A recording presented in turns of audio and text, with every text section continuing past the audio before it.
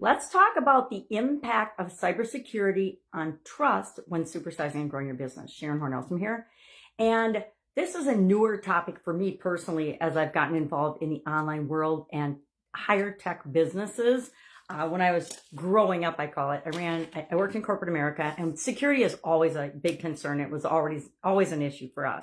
Depending on the company you work for, we had security guards and gates and limited access to our facilities, depending on what you're manufacturing. The same was true. I had a Italian food business for 35 years, and security was always important. We always had protocols for who could not enter the building, where they could not go, who could not take photographs, because we had, some proprietary technology that we didn't want to share with the world. And it's always been a concern. Being a USDA inspected, and compliance is a big part of security. They added security measures after 9/11 and after and with COVID and things, different security measures were added. Not cybersecurity as well, but until people go online, and I highly recommend that everyone has an online presence of some sort, we have to remember and be conscious of being protective of our data, number one, and our customer information, number two, right? We have to safeguard our data and safeguard our customers' information. Data breaches and cyber attacks and phishing scams. Who hasn't gotten a phishing scam in their email? I think probably all of us. Ransomware incidents. Haven't been involved in any of that, thankfully, but that is becoming a big hacker, terrorist type activity. And we need to be aware of how we can safeguard ourselves and prevent ourselves against those things. Now, I personally outsource all of this for any of my online things. Why? Because I don't have an area of expertise in this, but I do know that I have to have a framework for safety and security and contingency plans built into my processes and my systems, whether I'm online or offline. And, then there's compliance there for our data. There's I'm going to look at this up, General Data Protection Regulation, GDPR, and we're all expected to follow that, as well as California's got extra rules. Why? California always has extra rules and guidelines. But what do we do and how do we do it?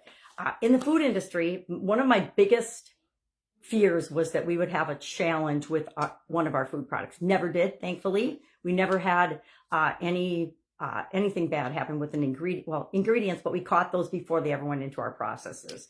And that was someone else's problem, not ours, right? It was ours to prevent it from getting into our processes. But we had processes and systems to prevent that from happening. Because one of my biggest fears as a food manufacturer was, what if somebody gets sick? And heaven forbid, because my kids eat our products and things, what if one of my kids got sick? And if I always filtered every decision I made about materials and raw materials and ingredients and processes through, my kids are eating this, I'm eating this, so I wouldn't put anything out into the world that I wouldn't eat myself. And so that I have that same approach with security of information and other people's information when I handle it. Again, online, I outsource the handling of secret customer information, right? I don't want to be responsible for credit card information or anything like that, because that's the kind of thing that hackers and scammers and bad people are searching out and trying to get access to. So I don't want that as part of my internal business processes, because there's experts at encrypting data and things that are much better suited to handle that than I know I am or my business is. But when a security incident happens, and this is why I started talking about cybersecurity incidents, if something happens in our business, how we respond to that, how we react to that, how we communicate about that is absolutely positively critical, usually to our survival, whether our business is going to make it through or not. How you handle a food safety challenge or issue, or somebody getting sick, or an E. coli or anything like that, outbreak is got to be done in a way that protects your customers first and foremost. It's got to protect them. It's got to take responsibility. You can't lie and say, oh, well, my supplier sent me this bad lettuce. You have to say, my internal system did not catch this bad lettuce, and it got into our production processes and streams. That's true of so many different businesses. Whether you're a restaurant and a service business, or whether you are, hospitality, or whether you're an online business. And most businesses have not most don't have an online component, but I highly recommend that they do. So you have to have a process and a way for investigating, handling, communicating to all possible stakeholders, and then making it right. How are you going to make it right when something or if something happens? Heaven forbid anything happen, but if it does, how you handle it will be the difference between whether your brand and your business survives or does not. I think the global pandemic is a huge example of that.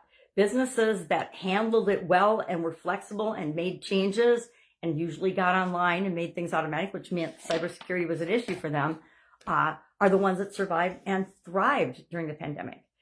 Either that or the government let them be open the whole time, whether they were the best suited to serve people or not. I mean, everybody doesn't make perfect decisions, including our government. So in conclusion, I guess with this, we want to be thinking about today cybersecurity if we've got an online presence. If we don't have an online presence, just think about security in general for your business, your employees, your other stakeholders, as well as your customers and their information. I think one of the most guarded things that we have is our customer list. That's our biggest asset, because whatever happens, especially our raving fans and most loyal customers, we can go to for help and support if we handle things the right way, right? And it's the right way according to our customers and clients, not necessarily what we think is right. All right, I think it's an interesting topic. Obviously, have not given it enough thought personally. I pretty much just outsource it. And so I'm going to look into it a little bit more and learn a little bit more about it as well. But love to know your experience with cybersecurity. I've fallen for, as probably, I hope everybody hasn't, but I've definitely fallen for a couple of the anti-malware software scams on my computers, where that actually puts a virus on your computer and then you have to call and pay a couple $100s for them to which is an example of ransomware, right? They put a virus on your computer and then you have to call and pay them money so that they'll take the virus off. I hate that. All right, have an awesome day. If I can help you in any way, ask. Otherwise, I'll be with you tomorrow.